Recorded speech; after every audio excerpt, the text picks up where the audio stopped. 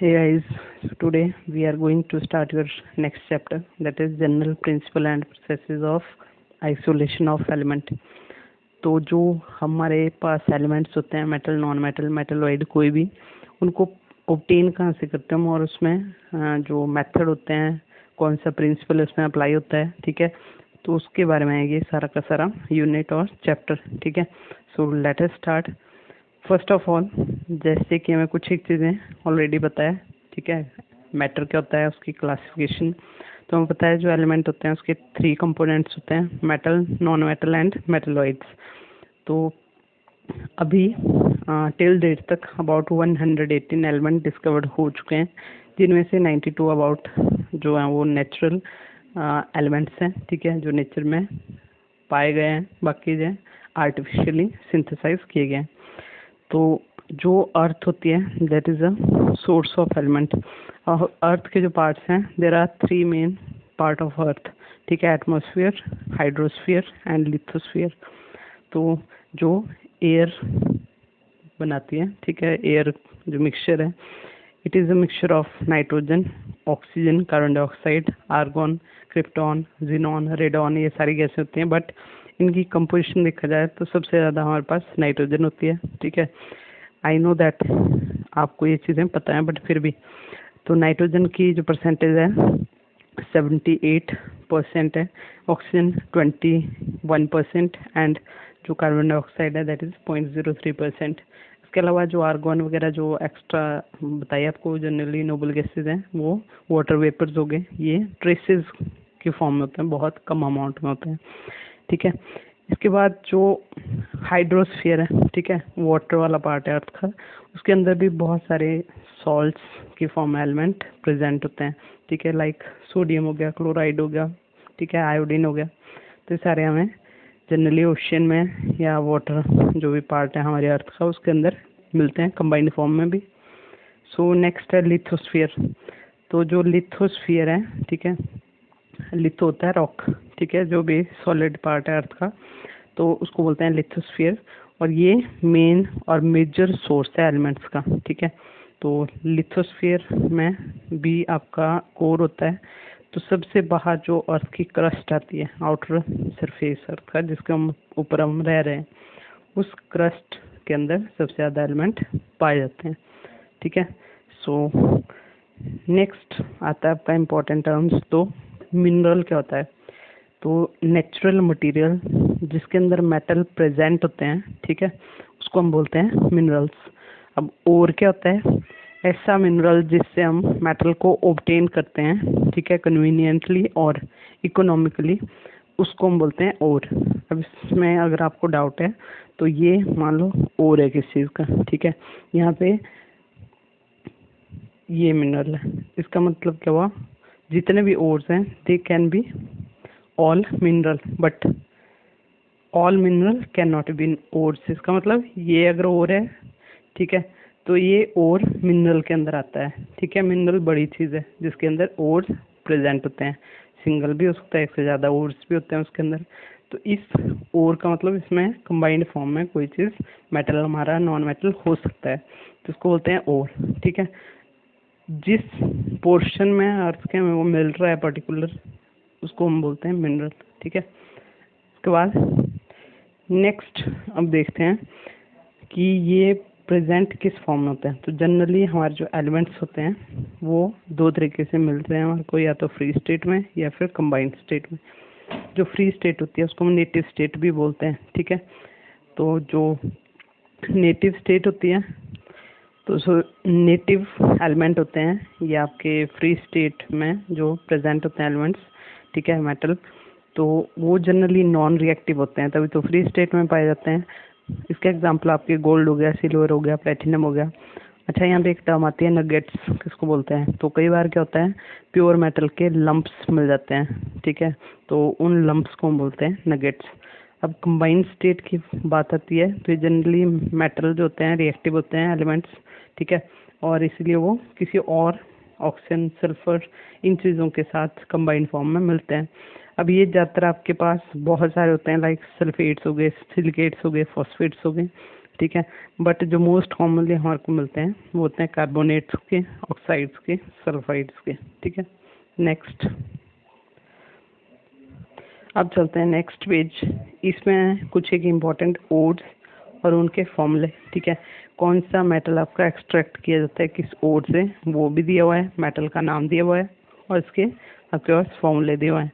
तो कुछ एक इम्पॉर्टेंट सिलेक्टेड लिखे हैं, आपने नोट भी करना है और लर्न भी करना है, ठीक है। फॉर एग्जांपल लेड जो होता है इसको हम गैलेना से ऑब्टेन करते हैं जिसका फॉर्मूला PbS है। इसके अलावा जिंक ब्लेंड से ऑब्टेन करते हैं ZnS। मरकरी सिनेबार और है इसका, ठीक है। क्वेश्चन आता है यहाँ से एग्जाम में 1 मार्क का, ठीक है। तो HgSc मरकरी का ओर होता है। क्वेश्चन ऐसे आता है that which of the following is the ore of mercury, ऐसे पूछ लेते हैं। या फिर आपके पास नेम दिया होगा bauxite is an ore of, नीचे एलिमेंट्स के नाम दिए होते हैं। तो ये चीज़ें आपकी पूछी जाती हैं, तो ये आपने कर लेने हैं। लाइक आयरन के हेमेटाइट है इसका फॉर्मूला, आपके पास Fe2O3 हो गया। मैग्नेटाइट पे आयरन का ओर है। बॉक्साइट एल्यूमिनियम का ओर होता है Al2O3 XH2। क्रायोलाइट हो गया, इंपॉर्टेंट फॉर्मूला ये भी Na3Al F6, ठीक है। तो ये एल्यूमिनियम का ओर होता है। तो ये सारे आपने लर्न करना है, ठीक है, और नोट भी करना है। अब चलते हैं नेक्स्ट टॉपिक पे। अब हमें पता है हमारी जो बायोलॉजिकल सिस्टम है, लिविंग बींग्स हैं, उनके अंदर भी कुछ एक मेटल प्रेजेंट होते हैं। तो इनमें से कुछ एक इम्पॉर्टेंट मेंशन किए हुए हैं। लाइक मैग्नीशियम जो होता है वो क्लोरोफिल में प्रेजेंट होता है। तो कई बार बहुत इजीली पूछ लेते हैं which element is present in chlorophyll. और हीमोग्लोबिन, तो आयरन हीमोग्लोबिन के अंदर प्रेजेंट होता है आपका। कैल्शियम बोन्स के अंदर, वेनेडियम आपका कुकुम्बर के अंदर प्रेजेंट होता है, ठीक है। ये दो आपने कम से कम इम्पॉर्टेंट है, याद रखना है। इसके अलावा आपका जिंक जो होता है वो कैट्स और काउस की आइज में प्रेजेंट होता है। मैंगनीज एंड कॉपर ये भी क्लोरोप्लास्ट के अंदर प्रेजेंट होता है। पोटेशियम प्लांट्स की रूट्स में होता है, ओके। अब चलते हैं हमारा main topic, extraction of metals और मेटलर्जी। तो मेटलर्जी क्या होता है? ऐसा प्रोसेस जिससे हम किसी मेटल को ऑब्टेन करते हैं प्योर फॉर्म में, उसके ओर से अलग करके निकाल के उसको प्योर फॉर्म में निकाला जाता है, ऑब्टेन किया जाता है। उस पूरे प्रोसेस को, एक्सट्रैक्शन को हम बोलते हैं मेटलर्जी। अब इसमें बहुत सारे प्रोसेसेस इन्वॉल्व होते हैं, लाइक फिजिकल भी हो सकते हैं, केमिकल भी होते हैं, ठीक है। तो इसको ओवरऑल 4 स्टेप्स में हम कंप्लीट करते हैं। फर्स्ट स्टेप आता है आपका crushing and grinding of ore. तो इसमें ओर को क्रश और ग्राइंड करके पाउडर फॉर्म में, छोटे फॉर्म में चेंज किया जाता है। उसके बाद नेक्स्ट आता है कंसंट्रेशन ऑफ द ओर, या इसको हम ड्रेसिंग ऑफ द ओर भी बोलते हैं, ठीक है। इसमें हम इम्प्योरिटीज़ को रिमूव करते हैं, उसमें से जो गैंग बोलते हैं जिनको हम, उनको रिमूव करते हैं। उसके बाद आता है आपका आइसोलेशन ऑफ द मेटल, या फिर उसको हम रिडक्शन करते हैं उसकी फ्री मेटल में, ठीक है, जो कंबाइन फॉर्म होता है, रिड्यूस करते हैं उसको। उसके बाद लास्ट स्टेप आता है उसकी प्योरिफिकेशन, और उसको हम रिफाइनिंग ऑफ द मेटल भी बोलते हैं, ठीक है। अब चलते हैं हमारा first step, that is crushing and grinding of the ore. तो क्रश और ग्राइंड का बहुत टिपिकल, ठीक है, इजी स्टेप है ये।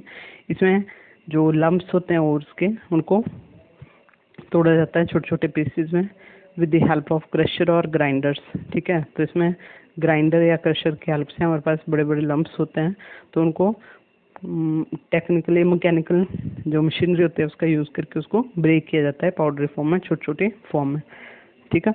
तो इसमें आपकी बॉल मिल या स्टैम्प मिल का यूज़ किया जाता है। और ये जो स्टेप होता है, प्रोसेस होता है, इसको पोलराइजेशन भी बोला जाता है। किसको? जो पीसीज होते हैं उनको पाउडरी फॉर्म में जब हम चेंज कर देते हैं, तो this particular process is called polarisation, ठीक है। फिर आता है हमारा second step, concentration of the ore. तो अब ओर को कंसंट्रेट करना है, इसका मतलब हमने उसमें से उसकी इम्प्योरिटीज़ को निकालना है। सो जो अर्थी और सिलिशियस, ठीक है, इम्प्योरिटीज़ होती हैं किसी ओर में, उनको हम बोलते हैं गैंग। कई बार एक नंबर का वर्ड मतलब पूछ लेते हैं बाई चांस कि what is the meaning of gang. तो जो इम्प्योरिटीज़ होती हैं ओर के साथ, उनको हम बोलते हैं गैंग। और इन इम्प्योरिटीज़ को निकालने का जो प्रोसेस होता है, प्रोसीजर होता है, that is called concentration of the ore. और इसको हम बहुत सारे अलग अलग मेथड के थ्रू अचीव करते हैं, depending upon the nature of impurities. So impurities का नेचर कैसा है उसके बेसिस पे हम अलग अलग मेथड चूज़ करते हैं अलग अलग मेटल को एक्सट्रैक्ट करने के लिए। सो उन मेथड्स में सबसे पहला फॉर एग्जांपल आ रहा है हैंड पिकिंग। तो इसमें हाथ से उठा के किसी चीज़ को अलग करने का जो हमारे पास बड़े बड़े पीसेस की फॉर्म है तो उसमें हम इजीली कर सकते हैं। नेक्स्ट आता है आपका ग्रेविटी सेपरेशन, लेविगेशन भी बोलते हैं इसको, और हाइड्रोलिक वॉशिंग भी बोली जाती है। तो इसमें क्या करते हैं, तो ये जो ग्रेविटी सेपरेशन है, तो जैसे इसके नेम से पता लग रहा है ग्रेविटी, ठीक है, तो इसमें स्पेसिफिक ग्रेविटी जो होती है, जो पार्टिकल्स हैं उसको यूज़ किया जाता है, ठीक है। उसका जो डिफरेंस आएगा हमारी इम्प्योरिटी एंड और या मेटल के बीच में, उसके बेसिस पे इनको सेपरेट किया जाता है। तो स्पेसिफिक ग्रेविटी के बेसिस पे मतलब जो हमारे पास इम्प्योरिटीज़ होती हैं जनरली लाइटर वेट की होती हैं, और जो हमारा ओर होगा, ठीक है, वो आपका हैवियर पार्टिकल होते हैं।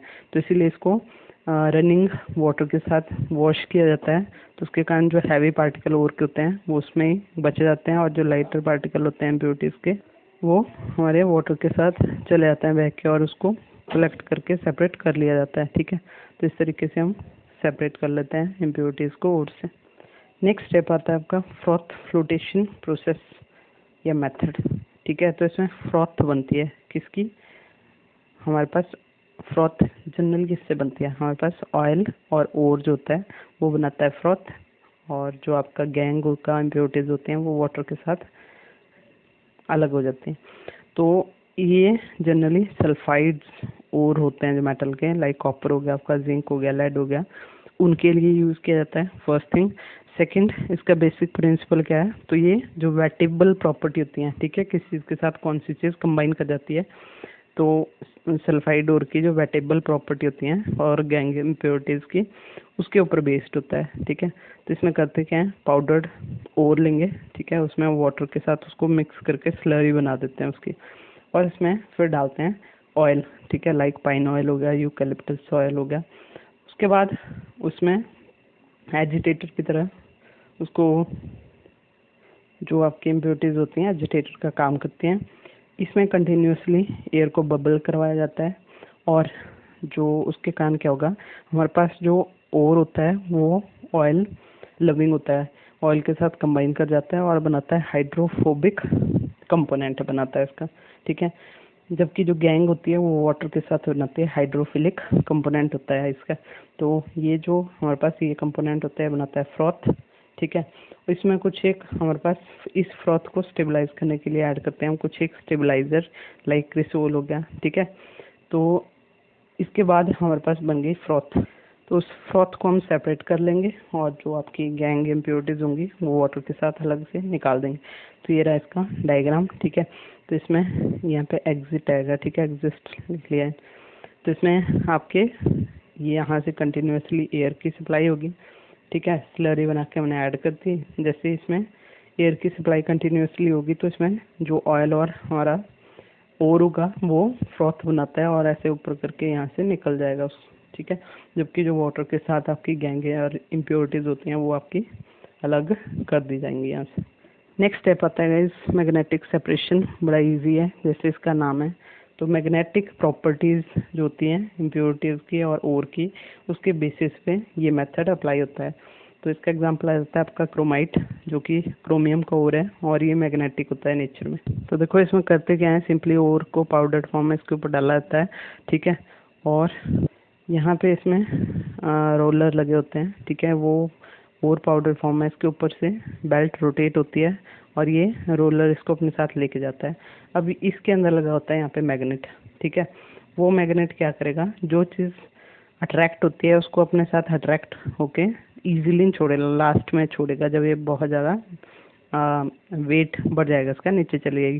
जबकि जो नॉन मैग्नेटिक होगा वो अलग से सेपरेट हो जाएगा, ठीक है। तो इस तरीके से हम क्या करेंगे, ओर और इम्प्योरिटीज़ को अलग कर देंगे। नेक्स्ट आता है आपका फिर लीचिंग और केमिकल सेपरेशन। तो इसका नाम क्या है, केमिकल सेपरेशन। तो इसका मतलब इसमें केमिकल रिएक्शन इन्वॉल्व होता है। तो इस केस में जो इम्प्योरिटीज़ होती हैं उनको हम रिमूव करते हैं with the help of chemical, either acid और बेस, ठीक है। तो इसमें जो इम्प्योर ओर होता है उसको हम ट्रीट करते हैं with a suitable reagent, either acid और बेस, ठीक है। उसके बाद जो और पार्टिकल होते हैं वो उसके अंदर डिसॉल्व कर जाते हैं, ठीक है। उसके अंदर केमिकल रिएक्शन होता है जिसको हम बोलते हैं लीचिंग, और जो इम्प्योरिटीज होती हैं उसके साथ रिएक्ट नहीं कर पाती। तो इसलिए उसी बेसिस पे फिर अलग अलग मेथड करके हम उनको सेपरेट कर लेते हैं। तो इसका एग्जांपल आता है आपका बॉक्साइट और। सो ये था हमारे चैप्टर का आज फर्स्ट पार्ट, ठीक है। तो इसमें हमने बहुत सारे 4 मेथड इम्पोर्टेंट डिस्कस किए जो कंसंट्रेशन होती है ओर की, ठीक है। सो आपने इसके नोट्स वगैरह बना लेने हैं, ठीक है, और लर्न करनी है चीज़ें, अंडरस्टैंड करनी है। Thank you.